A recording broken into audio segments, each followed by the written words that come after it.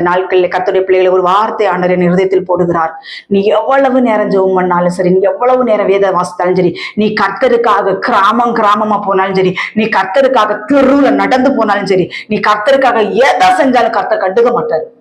ஏனென்றால் நீ கர்த்தருடைய வார்த்தைக்கு செவி கொடுக்கிறியா, நீ கர்த்தருடைய வார்த்தைக்கு செவி கொடுக்கிறியா என்பதை கர்த்தர் பார்க்கிறார். இந்த நாட்களில் கர்த்தருடைய வார்த்தைக்கு செவி கொடுக்கிறவர்கள் இல்லை என்றுதான் சொல்ல வேண்டும். பலிபீடத்திலே பரியாசங்கள், நக்கல், நையாண்டி, கேலி, கிண்டல், இதுதான் இந்த நாட்களில் பலிபீடத்தில் நடந்து கொண்டிருக்கிறது.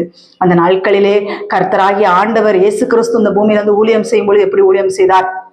பவுல் அப்போஸ்தலர்கள், பேதுரு, கர்த்தருக்கு பிரியமான ஊழியக்காரர்கள் எல்லாம் எப்படி ஊழியம் செய்தார்கள் என்று நம்ம படிச்சு பார்க்கணும். இந்த ஆட்கள் அப்படி ஊழியம் செய்கிறவர்கள் அல்ல. ஒருத்தவங்க என்கிட்ட சொன்னாங்க, ஒருத்தவங்க உள்ள துர்மார்க்க கிரியைகள் அத்தனை இருக்கும், ஆனா மணிக்கூர் கணக்குல போய் ஆண்டவர்கிட்ட போய் இருந்துட்டு